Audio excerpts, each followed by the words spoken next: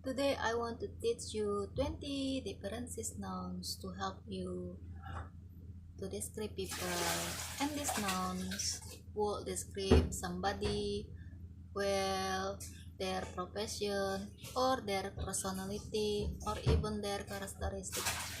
So as I go through, we talk about these nouns. Again, I want to try to associate these words with a person that you know. Which is a person do you think of? I tell you the meaning of these nouns. Try to do that because that is going to help you better remember the meaning. So let's begin with profession.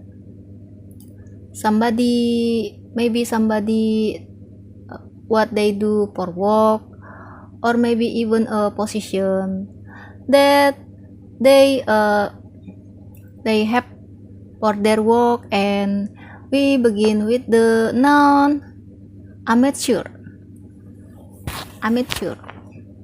So if you say that someone is an amateur, it means that they do some type of a hobby or activity for fun. They are not a professional. This is not how they make a living. They don't typically get paid for all. And you could say that there she or he is an amateur. Noun is tutor.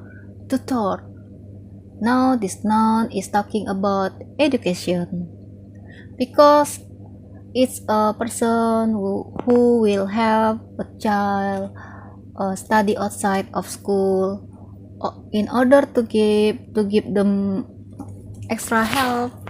And you would say that this person is a tutor, maybe in math, in science, even in English. Anybody could have a tutor. We're talking about children, but it could be a high school, a university student, even an adult could have a tutor if they. The next noun is a scholar. This is talking about a person who studies a subject in great detail, especially in university. And if they study for a long time and they know it very well, you could say that they are a scholar. So the next noun I have today is actually to noun. The next noun I have is actually two nouns that mean the same thing. That is big fish, or you could say a big wig. And in either case is talking about a person who is powerful and important, and usually refers to a position with a company. And maybe you're talking about the boss. They are the big wig. Or perhaps somebody else in the company and say, wow, now this person, they are a big fish.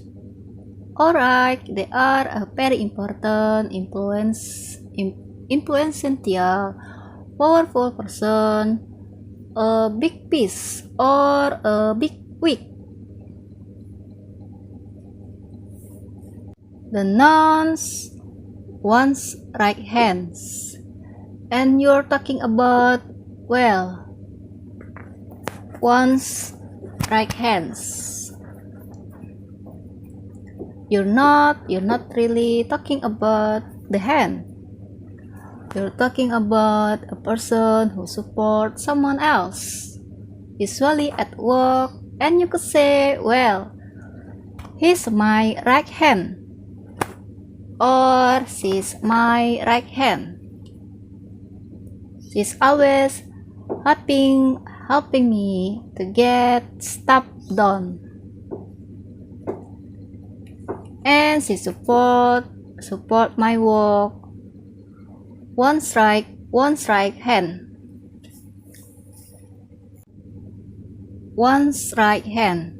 You may also use this well another noun. And people may say right hand man. If somebody is the right hand man, and then that is the person who would help somebody else, especially at their work, and or right hand. And then we have the word valedictorian. This is talking about the person, really the student, who has the highest grades at the end of the high school. So when high school finishes, the person with the highest grades, that person is the valedictorian. They will give a speech at the graduating ceremony when school finishes. Now, I don't know, this is the same for all high school all over the world, but especially in the United States. The person with the highest grades, they are called the valedictorian, and they will give a speech when at the graduating ceremony. Valedictorians and having very tough times saying that, so I was not valedictorian. That is okay, but it's what that you may hear if you're watching a TV show or movie, and they talking about somebody who was very smart in high school. They did very well, and he or she was the valedictorians. Valedictorians to someone personality, kind of the talking about the type of a person that they are. Somebody is a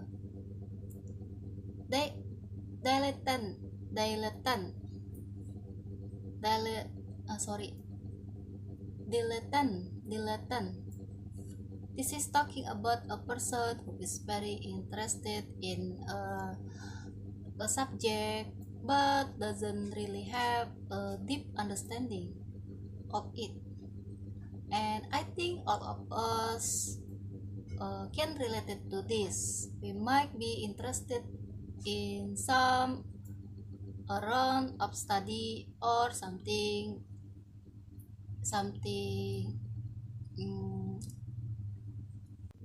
we might be interested in some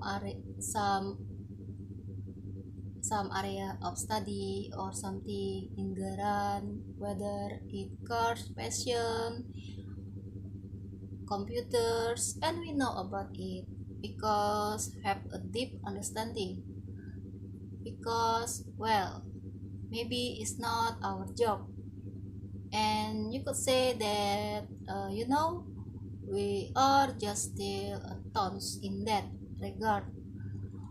For example, somebody they're very interested in politics, you could say they are political dilettante.